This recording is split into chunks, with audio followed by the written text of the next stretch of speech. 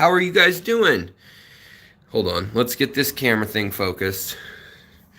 Silly camera. Have to turn it around every time. Hold on. Stupid. I don't know what's up with the settings on this thing, but I have to like focus it on something. Something borrowed, something blue. And then, let's see, is that going to be... Okay, no, that's farther away. All right. So, how is everybody doing? Literally, leaves just fell off that tree. I think I'm cursed. So, updates. Terrible internet the last few days on the live streams. I apologize for that. Let's get the tripod set up here, or the gimbal, I should say. So we've got the bulk of the moving done, which is great. It's taken a bit of a toll on my health, but I'm hanging in there. I've just got a lot of inflammation and yeah. So, and then I had to take a lot of steroids and things like that. Hello from jolly old England. Well, fancy that. Brilliant. I like to see that we got some familiar folks in here, and we got some folks that aren't usually here because we're streaming at an unusual time. But I just felt like I needed to stream again because we had such just bad internet at the new place. We're here at my original place, and so I'll just update you guys real quick on that while people filter in, which is basically that we've moved around 200 gallons of aquariums. Yeah, this stream is for it's for all ages technically, but I do talk about reproduction of fish, and I've talked about depression and anxiety in the past, as well as sobriety and not using substances. So that is what prevents it from being considered marketed to all ages. So there's no advertising to minors or anything like that on my channel via Amazon. I tell them not to, just in case. But you're 12. Okay, well, that's fine. Yeah, that's totally fine. This is predominantly just an educational channel. I may slip up and say a word here or there that is not the best, but usually not the real bad words, unless I trip or something really, severe. But no, I try to keep it fairly clean and family friendly. So, yeah, we're here to learn. We're here to encourage each other. People of all ages, people from anywhere and of any interest, any gender, any religion, you're all welcome. And I encourage diversity here. I think it's interesting. We get new takes on things. We hear new ways people are doing things. I love it when we meet people from far away. So yeah. Let's see here. Let me get live chat going so that it's not deleting or hiding all you. W. Merriam, what's going on? And Brienne's fish fam. Hello. I know we were already just talking, but hi. Nigel, what's going on, buddy? Asparagus, Muppet, Sarge's Aquatic, what's going on, man? Let's see. S, hey, what's going on? One Fishy Dude, Just Joe, 36. Dr. Pepper, they're not paying me. Wish they were. Okay, so what other housekeeping things do we have to cover? Well, I've been talking with Aquatic Arts. They've got a new marketing director, and so we'll be getting some new codes. I know I kept saying this, but I've had the official call and everything, and so probably be next week we'll get some new discount codes or giveaway type stuff we might be doing. Plus, since I'm moving all my tanks and setting up some new tanks, we're probably going to be stocking some stuff with they're gonna, if I buy like $100 or $200 worth of stuff, they'll probably contribute another 50 or $100 worth of stuff for, like they'll probably, if I buy 100, they'll probably contribute 50 to something like that to whatever I'm doing. So it's a really great company that I've had a relationship for a long time. Yeah, Brienne, I'll get to your question soon. Yeah, thanks, Jax Tax. I do feel better than I did yesterday. I was done yesterday. Definitely worn out. The fish, so far only one. It looked like two, but the other one, I mean, it disappeared. It was floating. There were two floating at the top in the morning, and they were both lemon tetra, or no, not lemon tetras, honey gouramis, and one of them was in fact deceased, but the other one uh, came back too. I dragged it backwards by its tail to get some water going through its gills. They are a labyrinth fish, so I thought they'd be able to breathe the air fine, and I don't know what killed it. The water only got down to 69, 70 degrees, so I don't know what killed it. But I've been videotaping it, and Sergio is also not doing the best. He's listing to one side really strong. He's been doing that a while, and Sergio's coming up on 5 years old. So I don't know. He was an adult when I bought him from Aquatic Arts, not full grown, but he was probably 4.5 inches tall, 5 inches tall, and now he's probably 8.5 inches tall from tip to tip.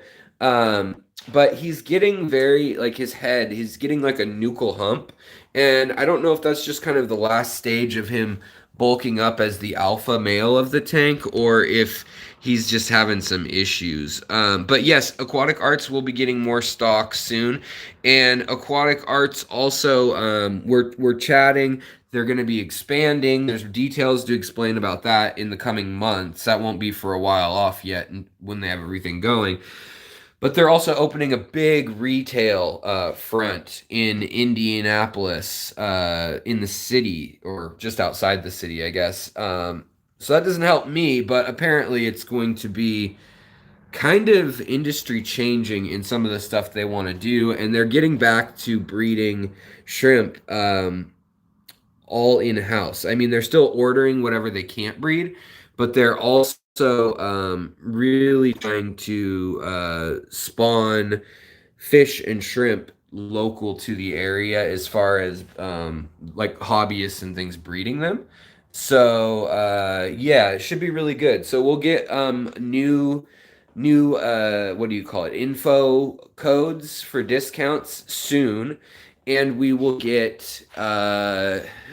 maybe get like a contest or something going soon too. So we will see, but it's pretty exciting.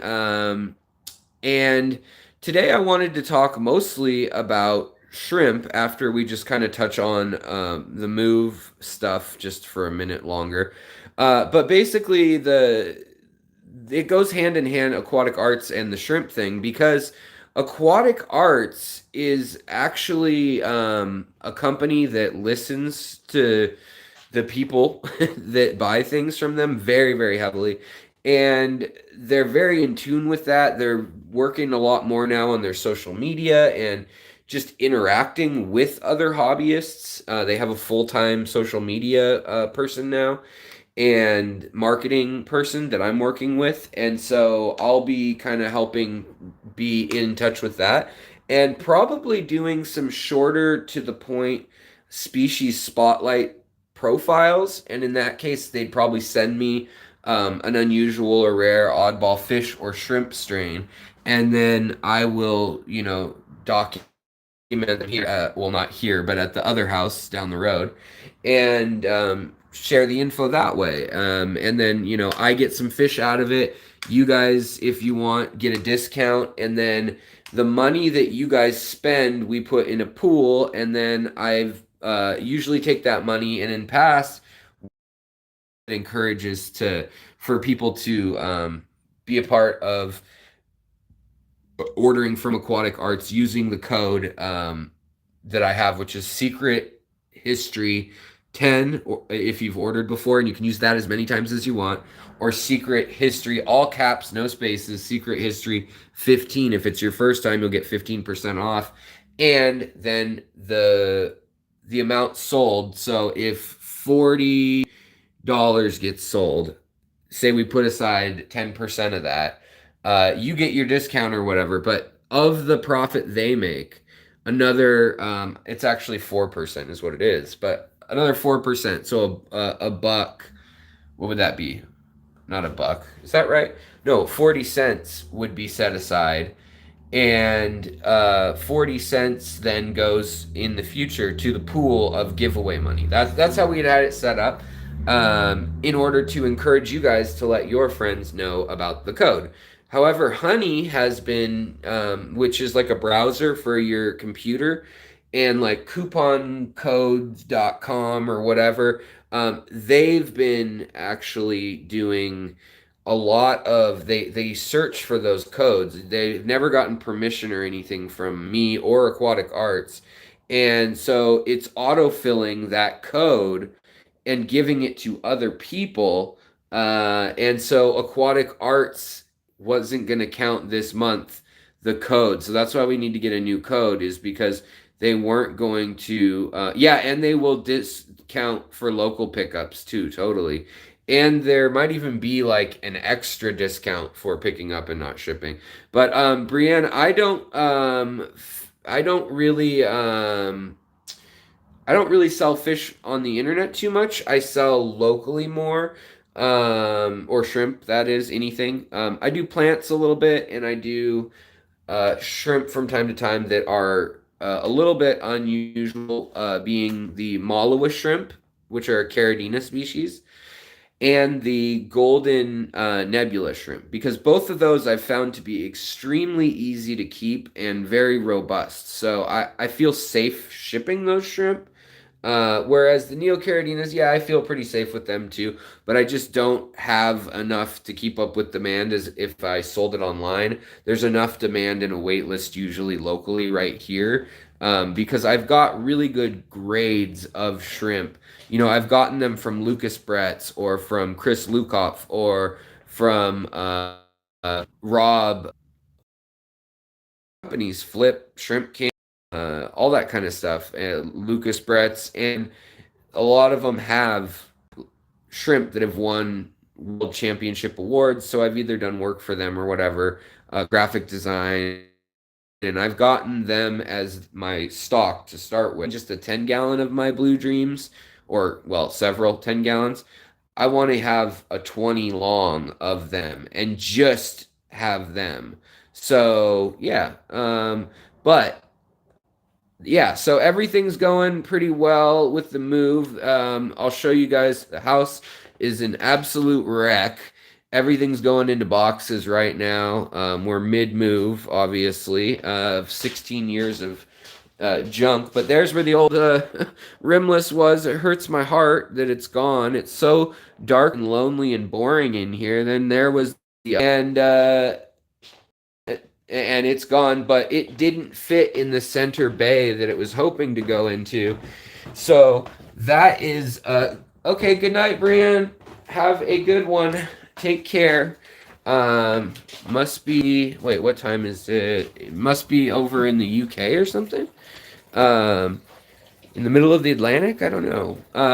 In any case, so then I still need to move this one, these ones, my fish bowls, which have Elosoma in them, and then these guys. So I still have a little bit of work, but the big tanks, that was the big fear.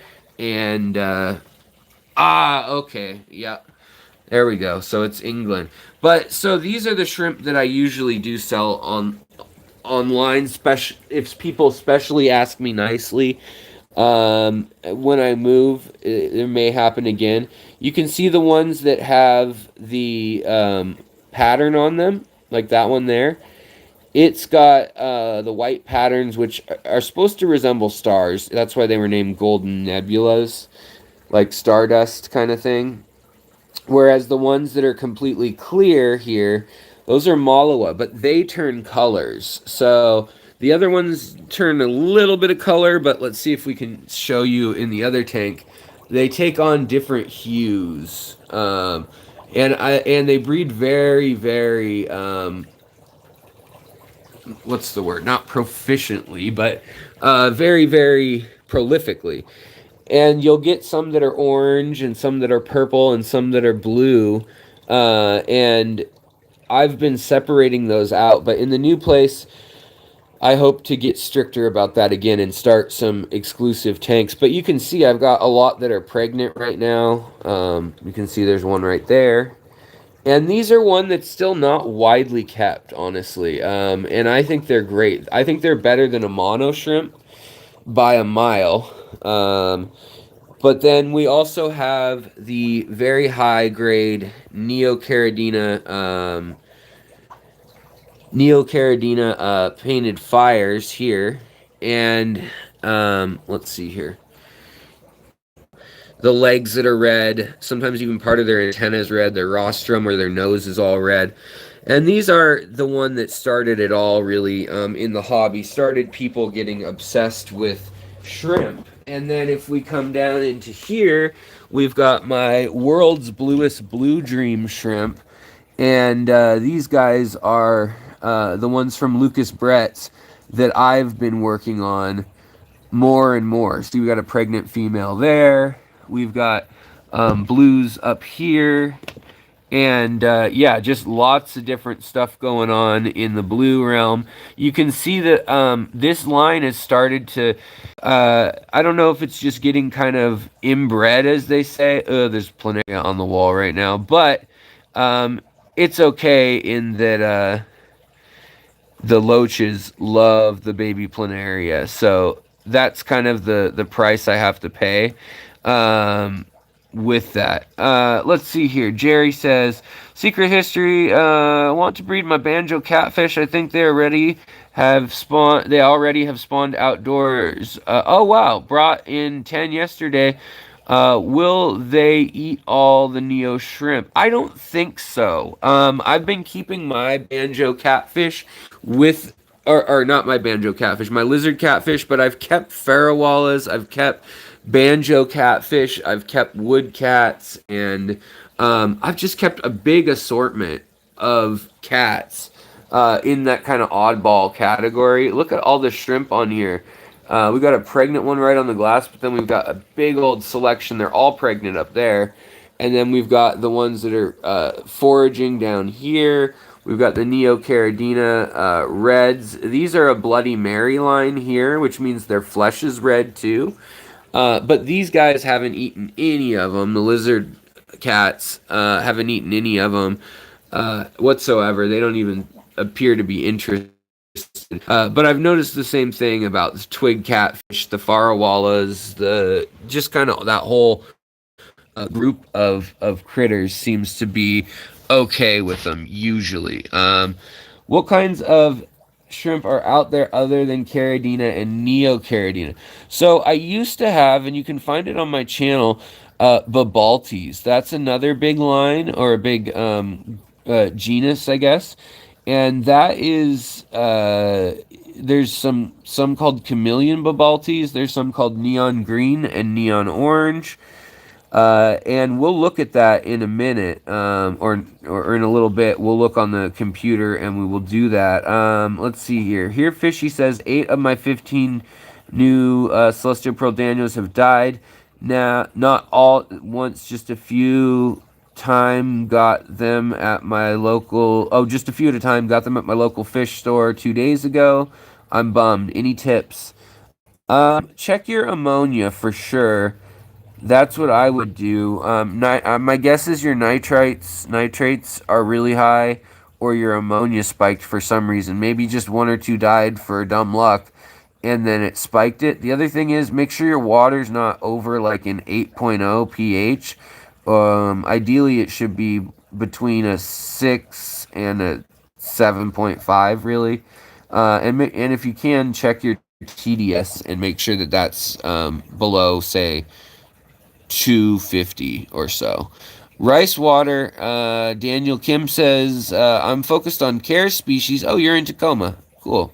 And wild betta, brownorium bred and laid eggs. What's the market for wild bettas like in the greater Seattle area? There is a market if you go through the Seattle Club, GSAS, the Greater Seattle Area Aquarium Society. There's 2,000 members in that club. And if you post on their forum, it's $15 to join for a year. You don't even need to be in the area to join, technically. But yeah, so they're worthwhile. Back to but yeah, I would say that there is a market.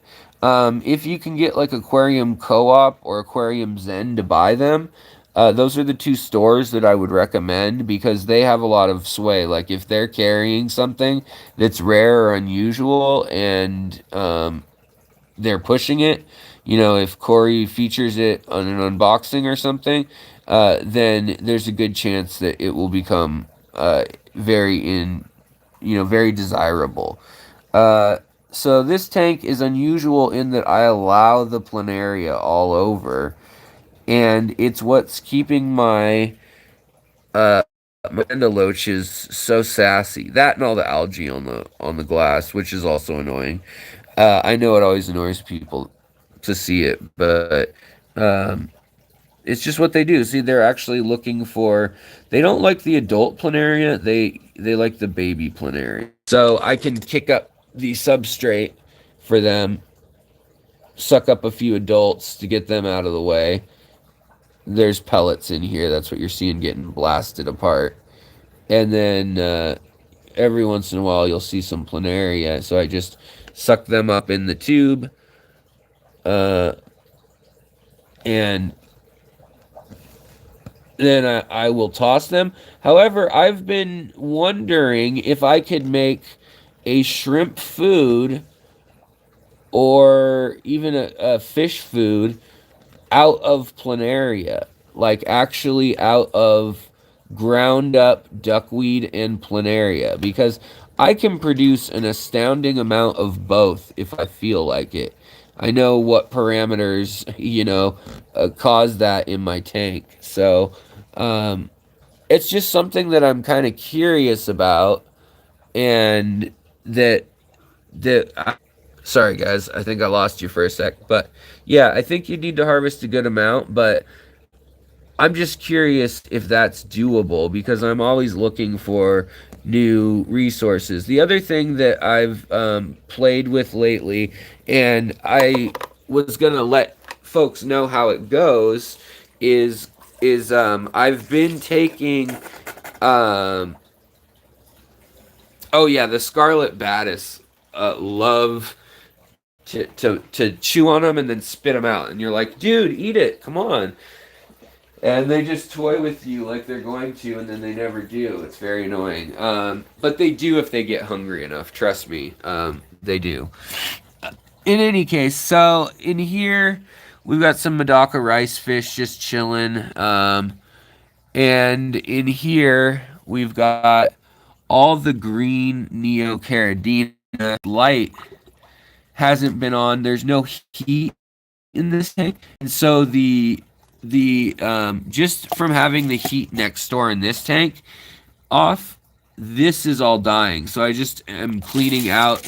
These are just the bottoms of the water lettuce, but they've kind of polluted the tank a bit. And they will break down into ammonia eventually, but right now they're more just unsightly. In the long run, if we had a full size tank and not a little 2.5 gallon, I would leave it and it would just become more mulm, and it would be fine. It's just stuff for the shrimp to root through and eat. But as is, I don't like it and want to get rid of it. So what I do, because there's so many baby shrimp in this tank right now too, is I'll put it in a little cup right here, and then I'll let it all settle out, and then from there we'll take a look and see if I sucked up any babies on accident, and retrieve them from the cup if that's the case. So then over here we've got some Bloody Marys. Sorry, guys. We'll go back upstairs where the connection's better. But in any case, so in this tank, we have the Neocaridina Davidi Bloody Mary, which means that they actually have blood red. Okay, we're gonna go back upstairs in a minute here. But when they live in cold water, um, they move much slower. They're a lot less of a fast moving dynamic shrimp or species. Hold on. Let me get the filming worked out here. So then in here there's some yellow Neocaridina, but you guys probably know what they look like. They're hanging out in there. In here there's some more. These are some native Neocaridina if we see any in here. There's one right there. They're like ghost shrimp. It's hard to get the focus on it, but it's right there. And then in here we have a bunch of snails that were for pea puffers originally. And in here, this was an experiment to see if all these guys are little Medaka rice fish, which can survive unheated without a filter, no problem. See the babies right there? And these little guys, see them all in this corner? They are, I put them in here. They get eaten within 3 or 4 days. They're dead. And I don't know what's eating them. I'd like to figure it out. But there are these shrimp in here. And I don't think it's the shrimp. There are some planaria. There are lots of snails. And then there are worms. There are black worms, if you can see them. There's one right on the lower left there. And they kind of poke their head out, but I've watched them wrap themselves around stuff. So I'm very curious if they're able to catch those itty-bitty little few-day-old fry. And then also we have various jars going here, here, and here of cucumber and lettuce, or various things put into jars, left in the UV light, and then that is full of bacterial and little life forms for the fish to eat as babies. So when we have fry, they can survive. And the gourami, the sparkling gouramis here, we're having lots of babies up here in this corner. There's one that's doing it routinely. But with the move, I haven't really had a place set up for them, like a little hatchery tank. So we're going to do that, definitely.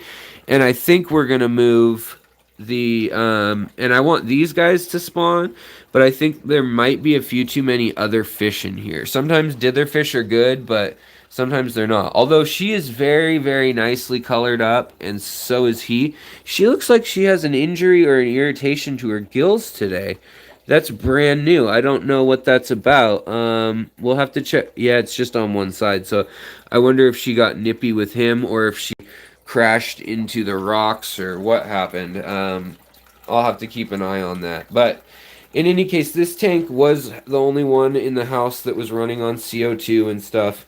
And it no longer is for the time being. So we'll have to get some more CO2 in there. The last tank with shrimp that I was trying to show you. Also, the bumblebee gobies. Look how colorful they are right now.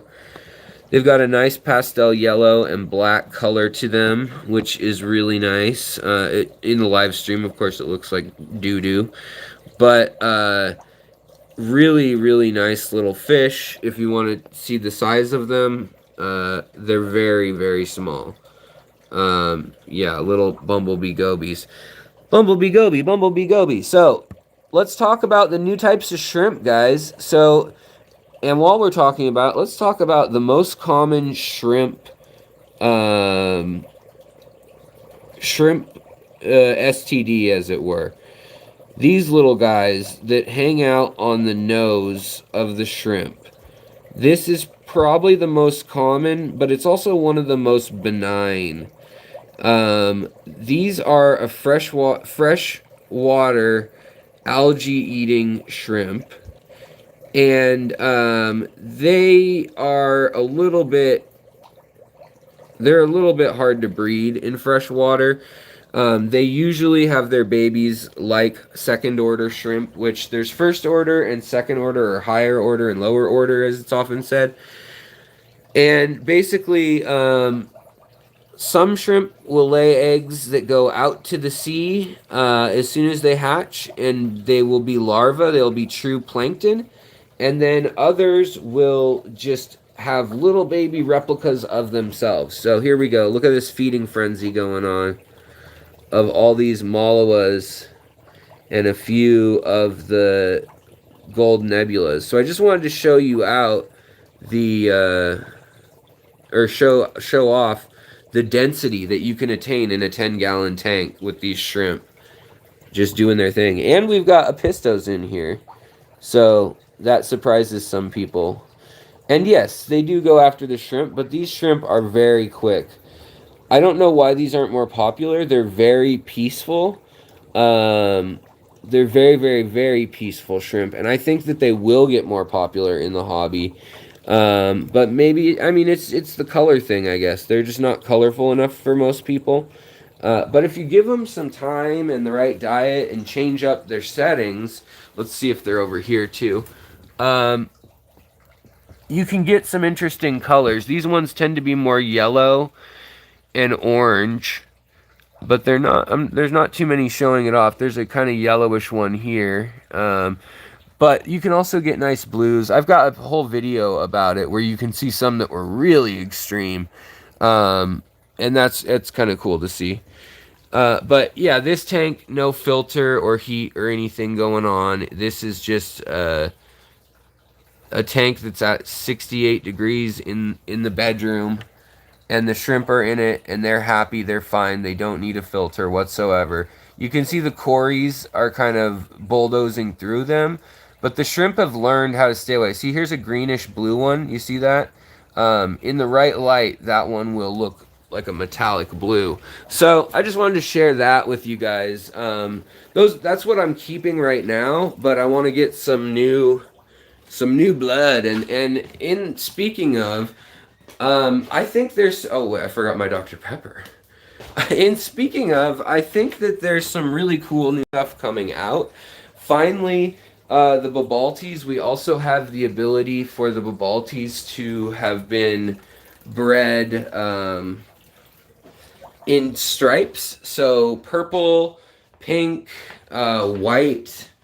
There's lots of interesting striped Babalties. They're still ranging from $15 to $30 a piece, which is too steep for my blood, especially since we just got a house. But eventually I'd like to get my hands on some and remedy that.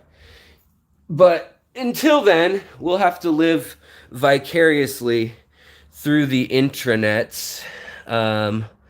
And let's go ahead and pull that up real quick to show you guys that. And then we'll show you some of the Neocaridina new species, or not species, but lines. Let's see here. Babalty. Purple. Zebra. They're called zebras. That's what they're called. A common name. Zebra.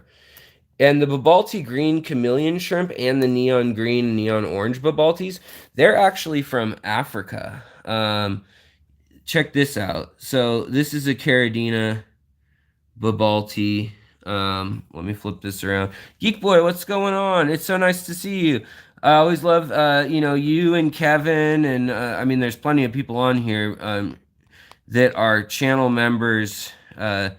And I hope that the, either $1.99 or $4.99, whichever level you want to pick. I guess you can go higher than that too. But I hope that you guys are enjoying the extra stuff in, online for y'all. The extra sources, and also being available for, trying to get to your questions before others, if possible. Peeps Lost Sheep. Is there a way to reliably reduce pH in aquarium water? Yeah, just throw in some catappa leaves, but I mean, not a ton at once. Throw in maybe one per 10 gallons, and that usually drops it about zero point 0.5 to one whole point over the course of 3 days or so. But if you're refilling your tanks with something other than like RO water, you'll want to have a bucket for a couple days and let it dechlorinate or off gas within even 24 or 48 hours. It'll off gas fine. And then that bucket will be ready to go. You'll have your catappa leaves in the bucket and it will be all seasoned. Hey, Aquamate, what's going on? So, Aquamate is going to be visiting me on the show in the coming month at some point. So, I'm excited about that. Alex, what's going on? Hey, Thomas, what is up? Oh, you're sitting at 8.2 with catappa leaves. Man, you must have some really hard water. You can buy artificial things that raise and lower that level. Um, you could try that, but if catappa leaves aren't even budging it, unless you have like 9.0 out of the tap, that's odd. Some people do add like vinegar and acids and things like that. I mean, it's people do that, but I don't know. I'll think on that, but for now, I mean, really adding plants, adding substrate, and a little bit of charcoal sometimes is what I do. Let's see here. Jack, thank you so much. $1.99 super chat, the first of the stream, coming in at the 38-minute mark. I appreciate it so very, very much. I really do. What was the shrimp you were talking about in the other tank? And where can you get some? Well, let's see here. We'll get to all that in a sec. What's the best to get black water going? I think the best thing to use is it's a root from a tree, Malaysian. It's a Malaysian root, and it goes by several different names. I'm trying to remember. I mean, Malaysian driftwood is one, obviously, but is it Maripimo wood? Someone will help me out here probably. But there's a Southeast Asian plant that has a lot of tannins, but leaves will do that too. Mopani driftwood. That stuff will put out a lot of tannins and drop the pH real quick, and make your water real dark. Yeah, try adding more peep slush sheep just in case. And monitor it before and after, because if there's no difference, something's fishy. It might be your actual test. But if you're testing and seeing the change and it's just a little bit, then it could be an issue, where you might want to switch to like RO water or something like that eventually. A lot of people get an RO system or reverse osmosis. Yeah, which is what Marion's saying about all that stuff. So, yeah. Yeah, thanks, Kevin. So let's flip this around. And so here we have another. This is a Babalty form, a morph. Hey, the Fish House, thank you so much. 10-pound super chat. Woo! Rolling in the money. Thank you very, very much. I hope the move goes well. Well, it is going, and I do appreciate that. And I appreciate everyone's patience with some of the speed of other videos coming out right now. I haven't missed an upload, but the live streams have been pretty weak. So, yeah. Well, so other than those Babalties, the other ones that we're starting to see, this is my old video. I mean, this is my video thumbnail that shows up on Google, but this is what I used to keep. And Aquatic Arts, the owner, David, he started with these and cherry shrimp. And these were competing to kind of maybe be more popular than cherry shrimp in the very beginning in 1998 through like 2000.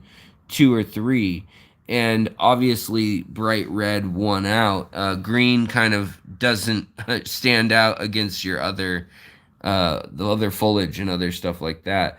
Now there's these muted earth tone Babalties too, but now we're starting to see blue Babalties. Those are new. And then the most common ones are the pink and the purple. This is considered one of the pink ones. And then we've got some of these interesting blue and red mixes, which to me are fascinating. Let's try.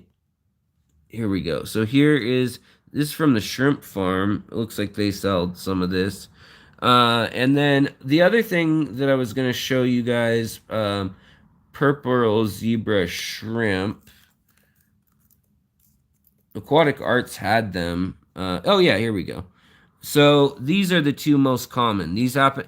These are natural from the islands in Indonesia with freshwater rivers and lakes, and these are a purplish blue and clear, obviously, and they're known as the Babalty zebra shrimp, and these are the Babalty pink elephant or pink zebras.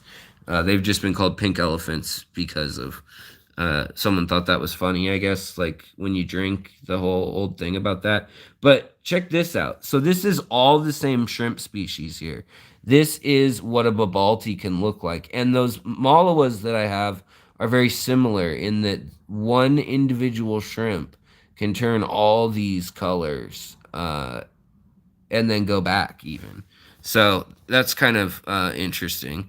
I feel like what happened? Did I miss a super chat? Oh, there. Whoa, wow. Okay, yeah. I made a rock corner for my shrimp. I had 12. I know 6 of them died because I saw snails eating them. Question is, what can I do so that they could come out? So that they could come out more. Biggest fish in the tank is a guppy. So female guppies will eat baby shrimp. They generally don't eat adult shrimp. My guess is something that something ate them after they were dead. I mean, I don't think that anything. I think they definitely died of water quality or shock or something like that. I don't think that they actually died from the trauma of a snail or of a fish or anything like that. So my recommendation would be to keep that water as clear as you can. Also, if you're using RO water already, or if you have very, very low TDS, you want to make sure you have enough that you're keeping them alive, because if you don't have any calcium in there, they can't build their shells and then regenerate. And if they can't do that, a lot of times you'll see a white line right here where their shoulder ends, and that's called the line of doom or the line of death. And it's a good indicator that something bad's gonna happen. I mean, here's another Caradina Babalty, but most people think these ones look too much like the Neocaridina Davidi or Zangagensis, as they're known, red cherries of a low grade, so they just don't buy them. Hey, Danikin, how's it going, my friend? It's good to see you. I hope you and yours are doing well. The next one, these are what the wild Babalti neon greens look like. They've got more dots down the side. I've kept these also. These are a little more fidgety with their settings and things, but I do have a video on the profile of several of these. The other big shrimp family, as you probably know, are the bamboo shrimp and the fan eating or the filter feeding Adiopsis shrimp. I'm probably pronouncing that wrong, but you've got your vampire shrimp and your fan hand filter eaters like the bamboo shrimp in that. But there's also Adiopsis shrimp. There's also some kind of more I guess what you would call normal ones. So there's the bamboo kind that get several inches long, but this is one that's been they've been pushing to bring into the hobby off and on, and it's not bad at all from what I've seen uh, care wise. So I think it just needs to be demand, but I think those are beautiful. And um, oh, the other thing that Aquatic Arts had mentioned is with fish clubs and or the channel possibly, they had discussed the possibility, I'm not saying they can do it for sure or anything, but of doing a group buy. So what I would do is I would be a shill for the company, the big company, and essentially they would uh, ship the fish in a thing, a barrel or a crate to one person, then one person would ship them out from there, and that would allow us to then buy them in discount like a store would. So that's something else that I've been talking about, the possibility of for the channel, like us being wholesalers. Now there's also these Taiwanese river shrimps that have some cool markings. I was trying to find a specific picture in general, or in general. Uh, but yeah, so the Adiopsis is another group that, for the most part, they're fan eating. Even this guy here, they're filter feeders. But you can see there's some interesting, more crayfish looking species in that group. Um, their snout, in my opinion, isn't as cute, but some people think it's cuter. Like it looks like a little shrew or vole or something with its mouth. So then if we hop over to, oh, what's the next shrimp that we should look at? We'll look real quick at Onyx Shrimp. So Onyx Red. These are new at Aquatic Arts. I've seen them a few other places, but Aquatic Arts seems to have the best quality. That's what's in the thumbnail of this video. And yeah, so ugh, oh, that's the actual onyx stone. Hold on, onyx red shrimp. I wrote simp. Oops. Okay, so here is the picture I used, the one from Aquatic Arts. So what they did is they got a cobalt metallic.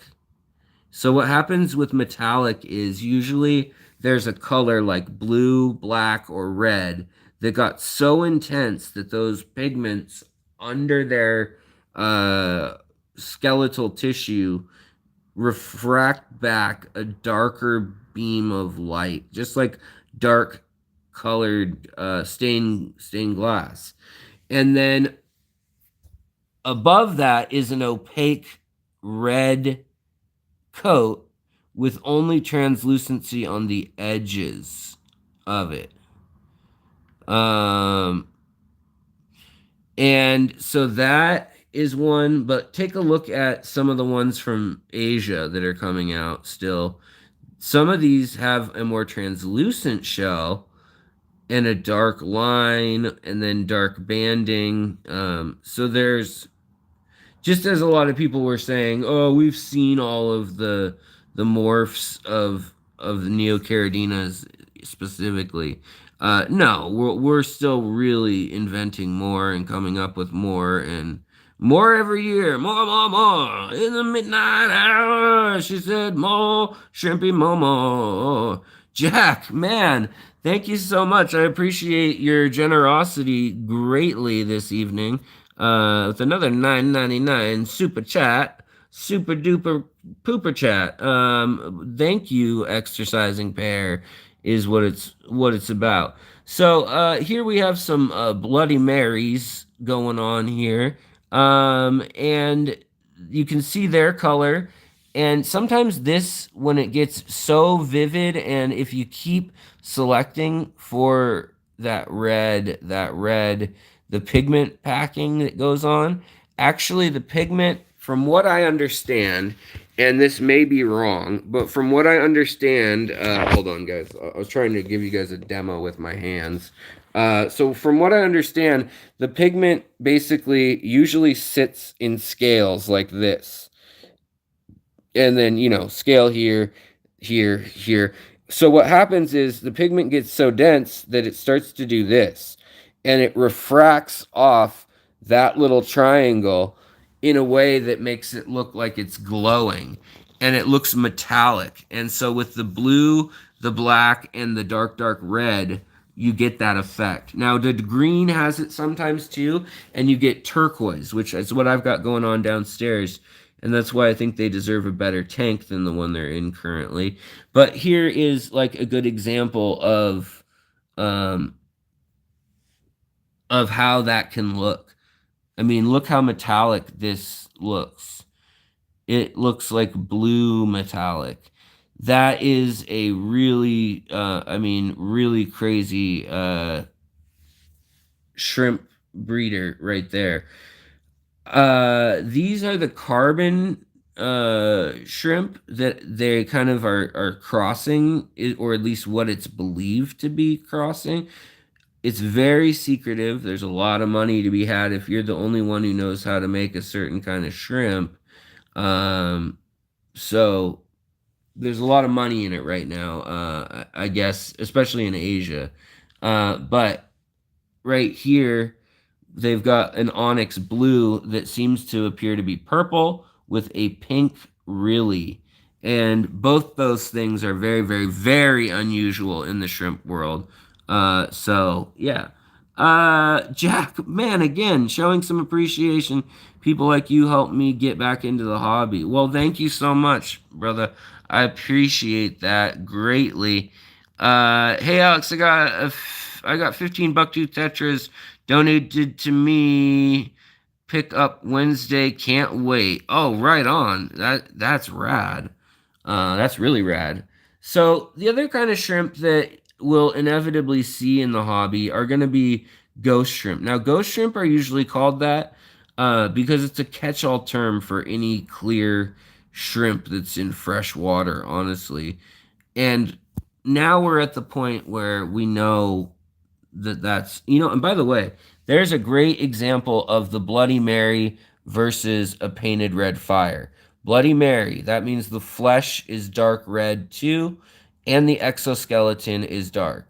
Whereas the painted fire is clearish, translucent flesh, and or a little white, I suppose, sometimes, and then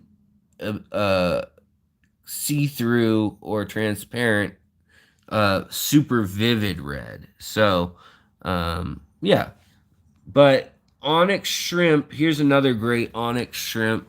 The other thing that they were calling them for a while was Kanoko reds, and these are almost like herringbone shrimp from the Carradina groupings, which is interesting.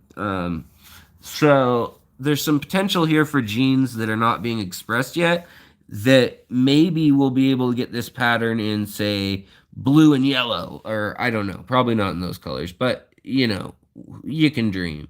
And then the other thing that's starting to happen is people are selecting within Neocaridina. They're selecting so that just this yellow stripe or ridge or gold line is there, and then they're either switching up or switching out these colors. And what they're doing is they're taking this and, say, a green shrimp, and they're spawning them together time after time after time after time after time. And some people have 20, 30, 40, 50, 100 tanks of shrimp, and they just do that and then separate the babies and end up finding one out of all of those every year or two, and then trying to have that one have babies. And then from there, if it has babies with the same trait, mix them on and on and on. Now, in the other world of Caradina shrimp, which kind of stays separate because they're a little harder, they need a little more minerality, and they're just are they become lunch a lot easier, is what I've noticed. They get eaten by other critters in the aquarium, and so they're, I don't know. The white, I don't know if it'll stand out.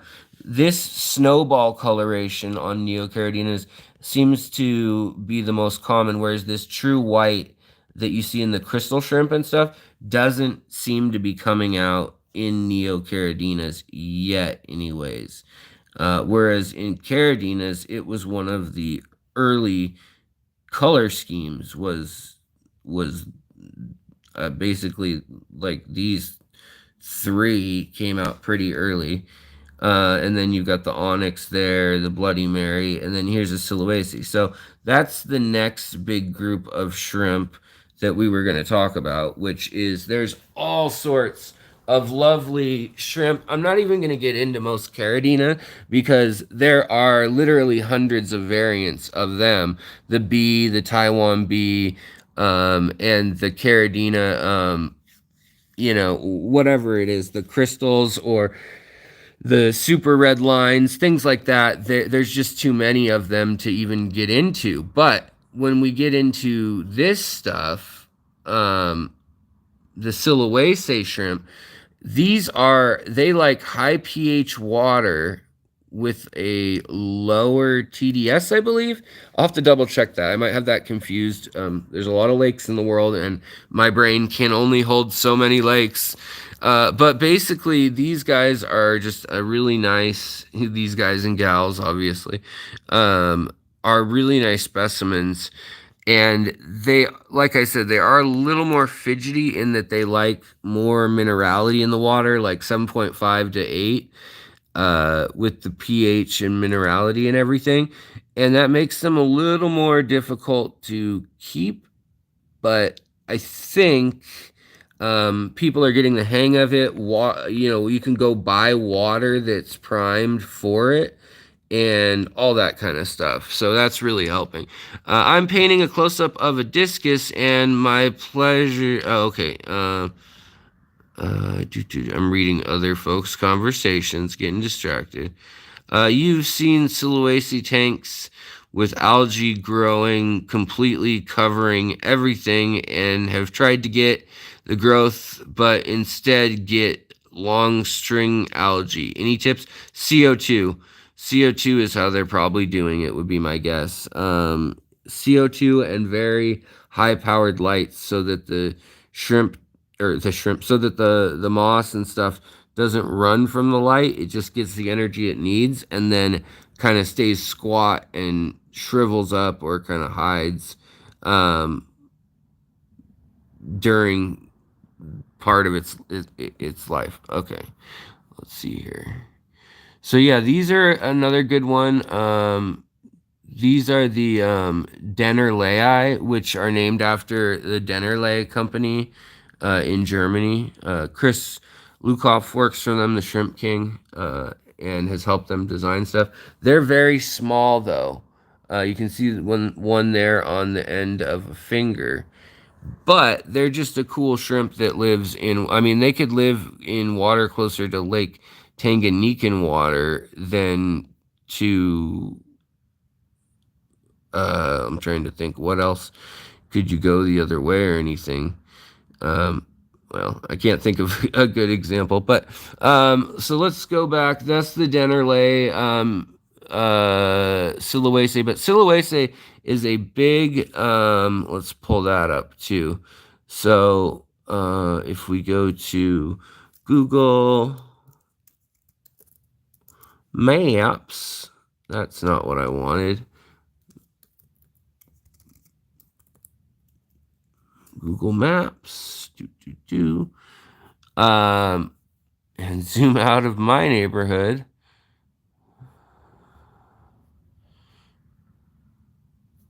And we'll take a look. What interests me too, though, is that a lot of the tropical fish in the world, they've managed to swim some oceans, or at least in a huge group or following a big log that kind of protects them and whatnot. But we don't see a lot of those tropical crazy fish in here. There's some, and there's way more on this side, but we don't see quite as many as you'd expect. So I kind of wonder if industrial currents, or I mean, maybe the Panama Canal is creating a great current. I don't know, but it's just a side note there. But back to Sulawesi. So Sulawesi is shaped like the letter K. Sulawesi. Um, let's see. Come on, stop. So here's Papua New Guinea. Lots of shrimp there. Probably a few hundred to be discovered still. Honestly, we predict that there are at least 5,000 small shrimp species out there, and we think we've found somewhere between 1,400 and 1,800. So there's so much potential in this field uh, of study, I guess you'd call it. So there's Sulawesi. Come on. And it has a big lake in it that has just crazy evolutionary. It's like the land of the lost. Has some very interesting topography and features plants, flightless birds, and stories of monsters and just all sorts of crazy stuff. It's just kind of been a mysterious island, and there it is, shaped like a big K. It's a very unusual island shape. But there it is, and that's where a lot of these shrimp will be coming from. We'll look at it in a sec here. So, again, thank you guys. Thank you all for being here, for tuning in. Mods, thank you for modding. Commenters, thank you for your great questions. I always appreciate it. And thanks for everyone being so civil and calm. It's real nice. Real nice. You guys can probably hear my voice starting to go creaky. Let's see here. That's not what I needed. I needed...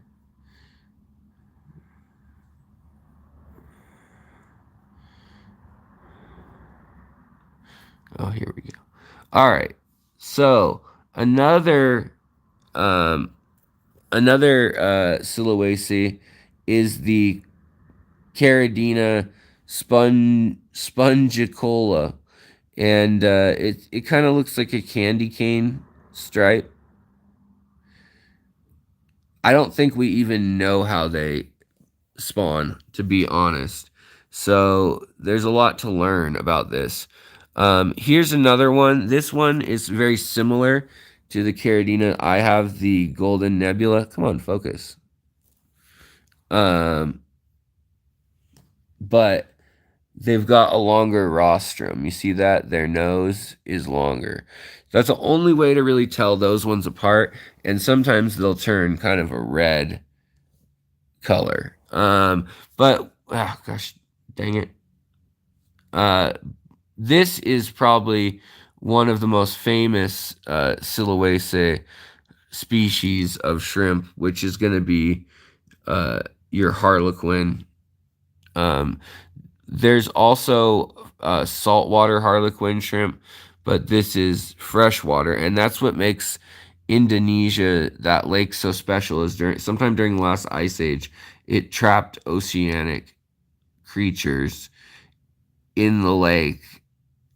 I believe it is, or it could have been farther back than that, but probably was farther back than that as well. But we know it happened then too, and then they basically got stuck in there and just started evolving. But some of them, like this one here too, you can see it's got a nice pinstripe look. Caradina striata, Caradina spinata. This one's cool in that it's got like yellowish, orange, and red. And then we've got Caradina holthuisi, which looks like a herringbone, but it's wild. So it's really cool what all There is Caradina masapi, Caradina um, Ioehehi. Um, these are another Sulawesi. So Lake Sulawesi just has so many species. It is crazy. So there's the long-nosed algae-eating shrimp, which is Caradina gracilorostria, or gracilorostris. And then, of course, we have the ones from Hawaii that are really cool. Let me show you guys those. Feel better, Chevy? Yeah, for sure.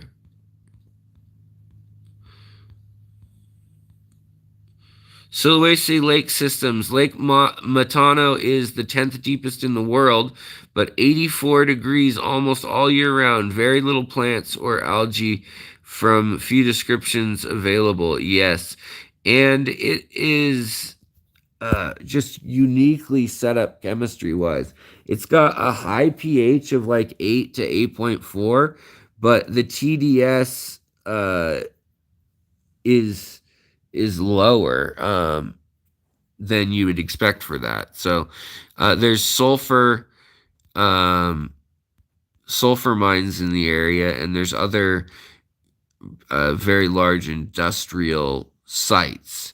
So there's a chance that that'll get disrupted, and that some of that is going into the minerality of what keeps these shrimp healthy. So that could be something that is, in theory, predictable, but that you can't buy on the market currently. Um, let's see here. Do do do do do.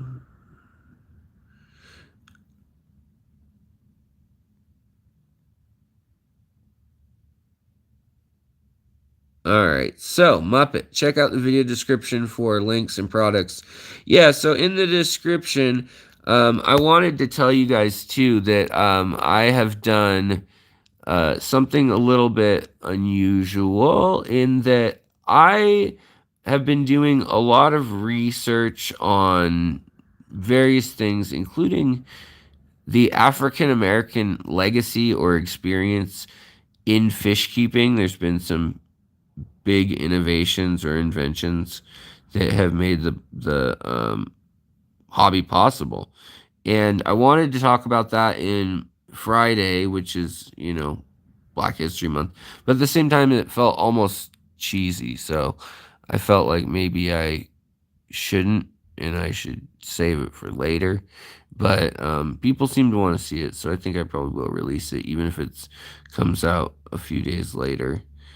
Um, let's see here. All right, so now we've got even more, and so you guys can go and look up Indonesian um, shrimp, freshwater shrimp, dwarf shrimp, shrimp gumbo, shrimp salad, shrimp tater tot, whatever you want. Oh, I know what we were going to look at. The last shrimp we were going to look at, because we're not even getting into the Caradina bees and Taiwan bees and Tai bees and chewy chimichanga bees and I don't know, whatever else there is out there. There's a lot of them, and in some of them they're like, let's see here, very, very unique.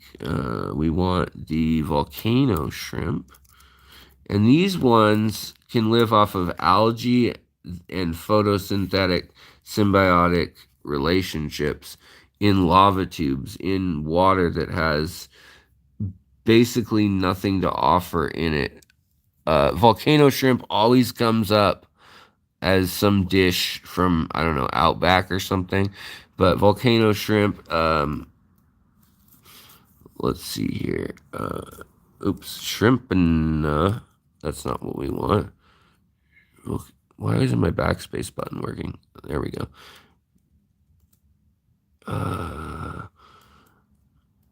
What should we do? Shrimp aquarium? Maybe Hawaii. We'll do Hawaii.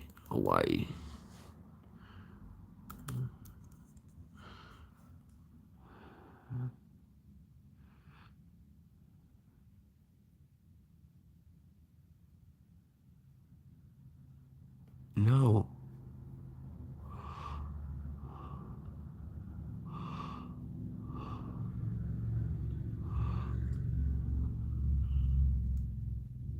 Okay. All right.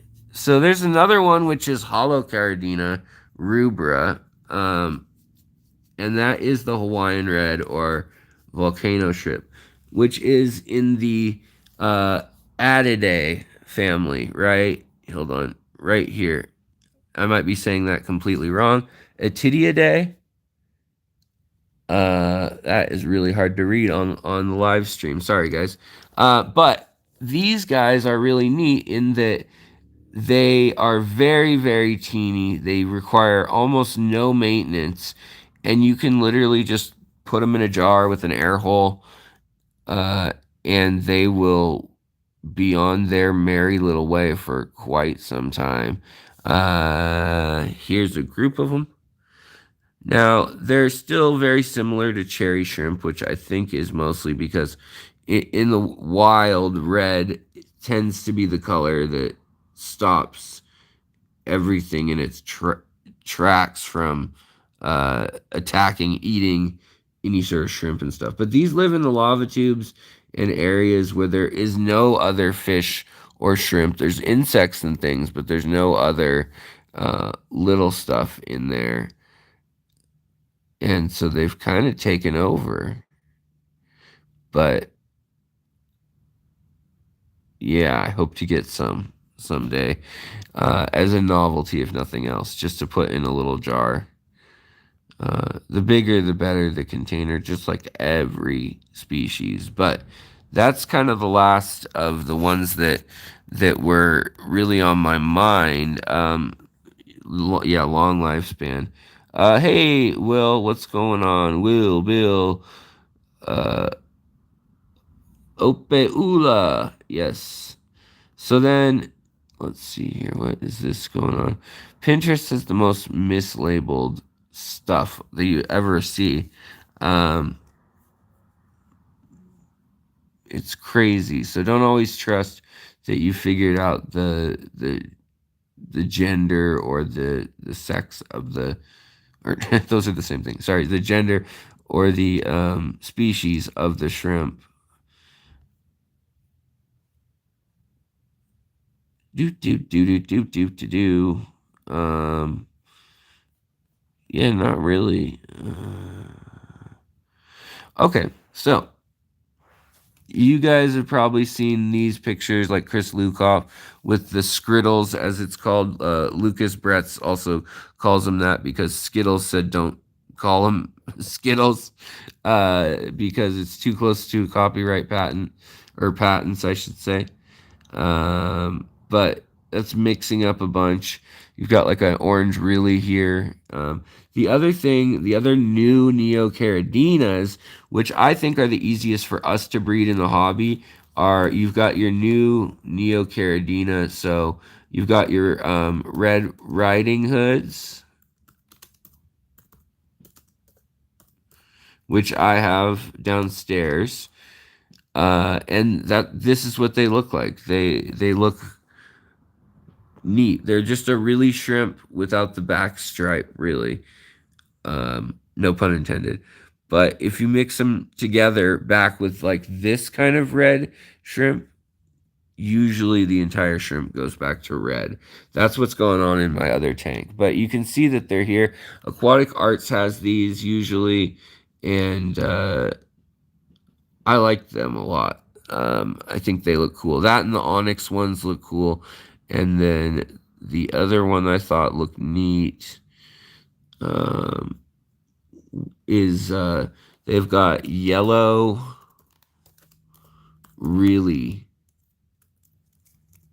or Riley, however you want to say it, shrimp now. And then they have half and halves. And I like the half and halves more, I think. Um, Also, you've got kind of these mutts that are, these probably won't be passed on. Just, I see too much natural in here.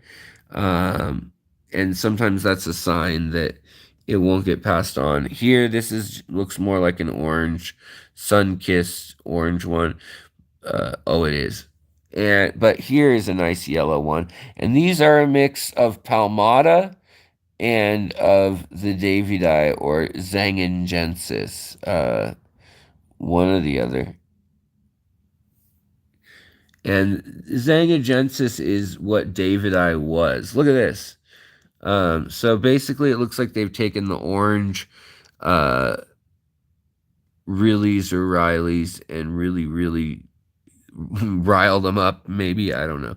I don't know what they did. But then we're also getting multicolor or two-tone colors of Riley/Riley shrimp, which is changing the picture as well um, for what we're going to be doing.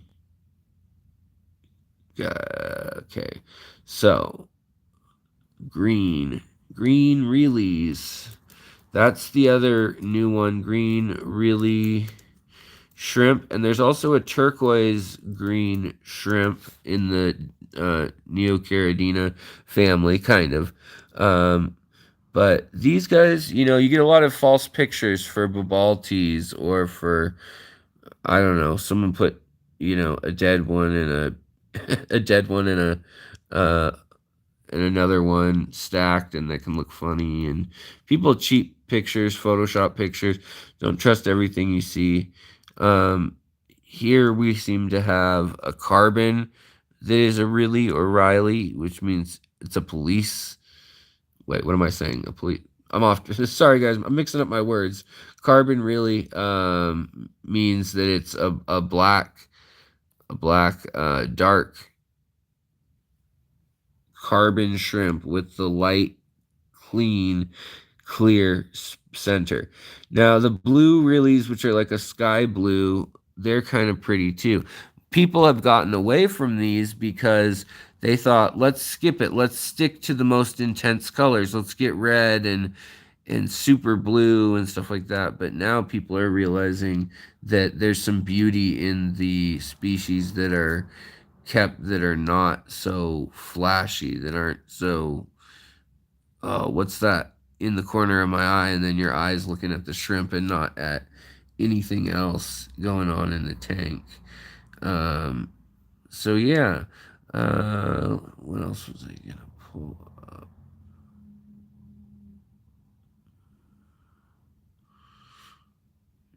Do. Okay. Oh, right. So, as you know, Aquatic Arts in the description, they've got a promotion that they run at the top of their screen and everything. But if you use Secret History 10, all caps, no spaces, you'll get the same discount. Plus, you'll be eligible for prizes, and you'll be known to them because I check up on how accounts are doing and how I don't get to see people's names or anything necessarily, but just asking like, how's everything going? Did this go through? Is anything going late this week or whatever? So I've got a little bit of input. But yeah, so here is a green Babalty that David ran, who owns Aquatic Arts. And like I said, the link below, you can shop there. I'd wait until, you need, say, 10 shrimp for $100. Something like that. I mean, the nuances on these shrimp are beautiful. I don't think it shows off well on the live stream though. But so you've got that, and then you've got the Onyx they're selling, which is still pricey, but it's $12.99 for one, or for, I think it's like a 24 pack for 269. So let's see here. Then you've got your Bloody Marys, and you've got your My Blue Dreams. These are literally, I have this blood in my Blue Dream line too, and these come out awesome every single time. And let's see here. These obviously are nice, but nothing special. But then you're getting these translucent, transparent versions of the orange, of the yellow, and you're getting more, I'd say like natural. And some people like that, some people don't. Like here, this is the short nose algae eating shrimp that I have downstairs. Mine lost a lot of this color that these ones had, but I'll have to see what type of light they use to bring out the color. Plus, shrimp also kind of tan like fish do. But here's another Babalty sold out right now at the moment. They'll get more. And then Pinocchio Shrimp, and the variety packs and things like that that they've got. And of course, Amano shrimps are around too. They're also selling for $3.49 wild Neocaradinas. So these are kind of the colors you would find in the wild, like Choco, which means chocolate, um, and things like that. Uh, but they're also doing, where is it? Oh, the albino zebra Babalty, but $34, super expensive. But look at that orange eye and the pale blue body. I mean, we've got a lot of new shrimp coming. Spotback, Allegra, Pugnose. Oh, it has the prices. Okay. And then another one, we've got tiger shrimp. They're another oldie but goodie. I kind of keep those in the same category as the Taiwan bees and the Taiwan bees with crystals and all those kind of harder to keep, but yet still popular. Blue bolts, green, incredible hulks, red wines, King Kongs, black King Kongs, black rose, that kind of stuff. Um, there's a chocolate Neocaridina Davidi, so that's a wild chocolate right there that's sold out at the moment. The snowballs are usually these ones are Zangra Genses, but usually you'll see Palmata in the name.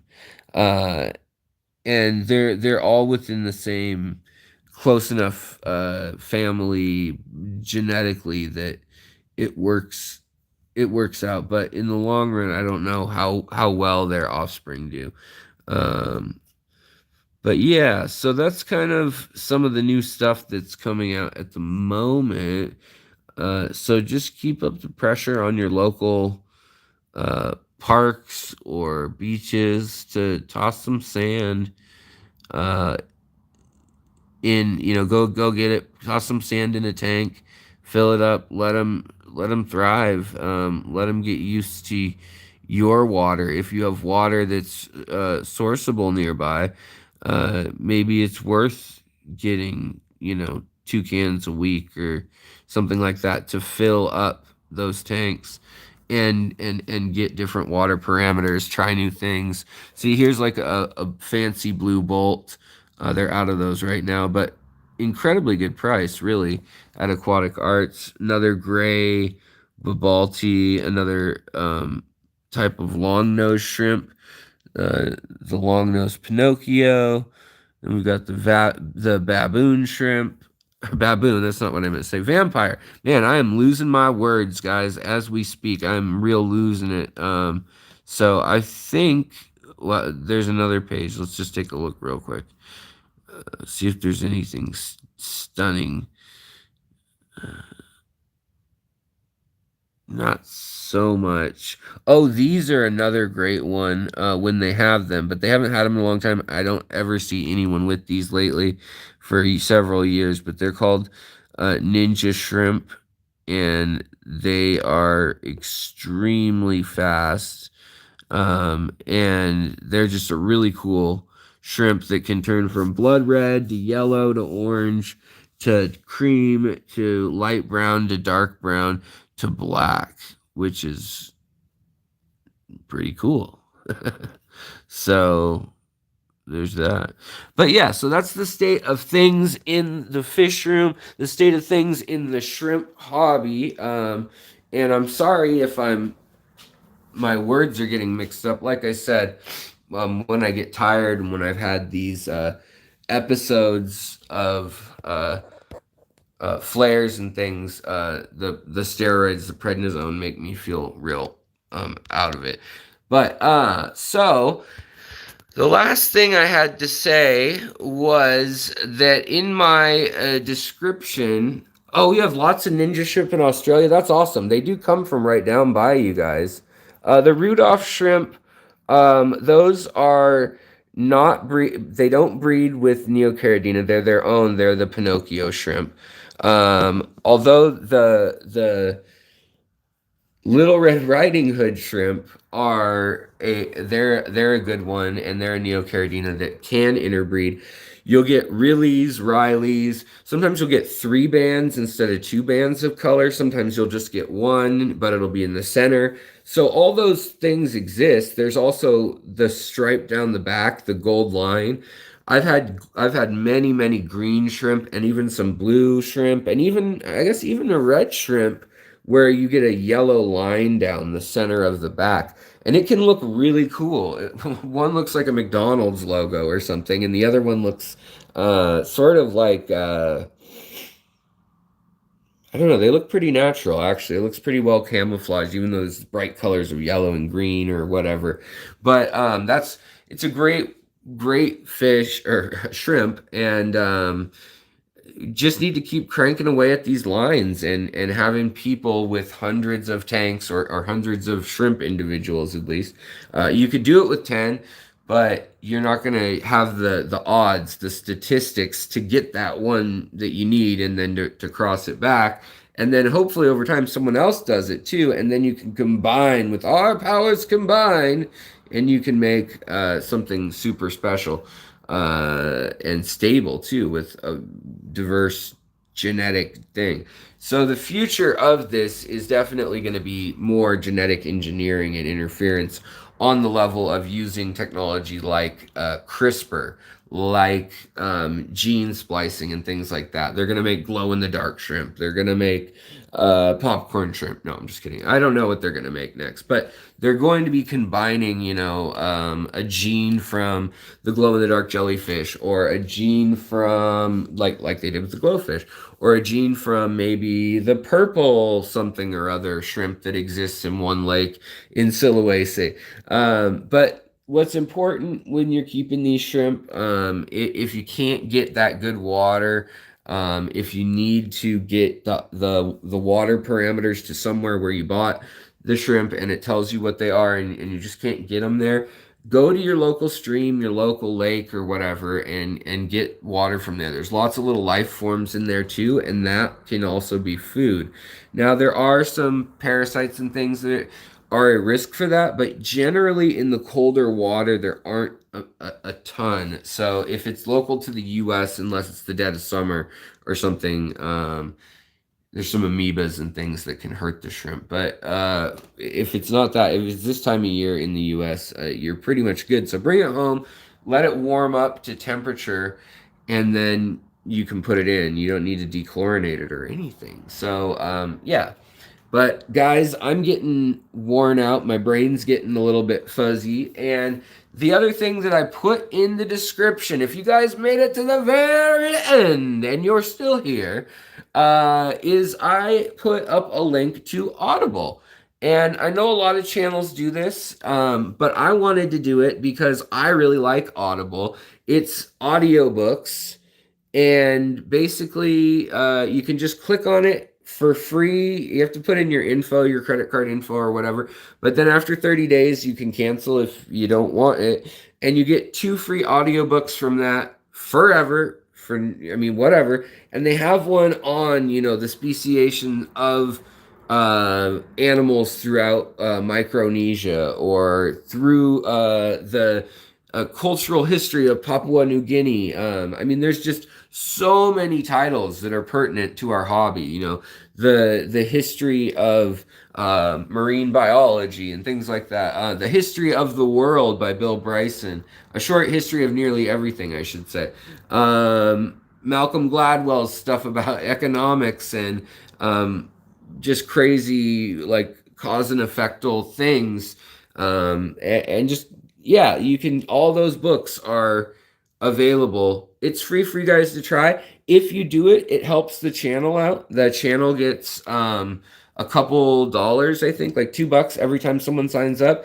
Or I should say, does the free thing. Even if you cancel, And the other thing is that I think in a whole year, it's I think it's under $100 right now. If you get it, you can get a discount right now and the 30 free days if you do it, plus the free 2 books. So um, I'm gonna. I don't want to be super annoying with it, but I think I'm gonna start promoting some of that because so many of my sources now I've been listening to audiobooks while I do my reading research or while I look at my tanks, and I think that it's just a nice companion. And if you haven't done it yet, I mean, for free, sign up for free is great. Um, I will definitely get links to good audiobooks. I will do that definitely. I would say normally, oh yeah, I'll post it to members, but let's do that for everyone for sure. We'll do that for everyone. I'll get a list of what they have on Audible, which is most things, and they always are adding new stuff. But for me, it's just great. Plus, obviously, you can still listen to your podcasts and things, and a lot of times that we got the Aquarius podcast, Aquarium Guys podcast. This, you got that. Stuff you should know is one I really like. But if you enjoy all that and are trying to learn more and also want to support the channel, and it's free, just remember to cancel it. But if you like it, get it. Then you can check that out, and that helps the channel out. But it doesn't require you to be a subscriber or a member. Just a little bit of your time, and you get 2 free books out of it. So that's what I've got to say. The links, the first link for the Audible link, and I've vetted them. I like that. I just like they're the by far the biggest selection and everything, and I like the cut of their jib. So, all right, guys, that's enough of the selling to you guys. I don't need to do any more of that, but I really do think it's a good resource, and for people who sometimes like you're just too worn out to sit and read more stuff, or you've been on the computer all day at work and reading scientific articles sounds boring. It's a great way to check out more of what's out there and in the published world, in the popular world. The other great book is the Dragon Behind the Glass. I don't know if they have it right now, but I've seen it in the past on there. And so things are changing monthly. But yeah, check it out, guys. And then also, of course, if you're looking for some of these shrimp, check out Aquatic Arts, check out Lucas Brett's or LRB Aquatics. Flip Aquatics, and I've got some links and discount codes in the description. Other than that, guys, you guys have been great. Thank you so much, Super Chatters. Thank you guys so much for understanding that I get worn down and ground down during this moving process and just when we got so much going on. But I really care about you guys. I care about the channel. I'm so excited about the future of this channel. And once we get all set up and squared away, it's going to be really magical. It's going to be really cool. And hopefully I can maybe start shipping some more stuff and we can work out all that kind of detail. But for now, thank you, mods. Again, thank you, Super Chatter, so very much. Jack, thank you for all that. And other than that, let's see. Hey, everyone, if you're interested in Sulawesi shrimp, check out my shirt on Shirt Papa. Wait, check out my Shirt Papa channel. My Shrimp Papa, is that what it is? Season 3 playlist is all about them. Is it? Wait. Oh, it is Shirt Papa. Hey everyone, if you are interested in Sulawesi shrimps, do check out my Shirt Papa channel. My season 3 playlist is all about them. All right, cool. Who is this Kevin Novak guy talking and making a lot of noise about some people on YouTube? Oh boy.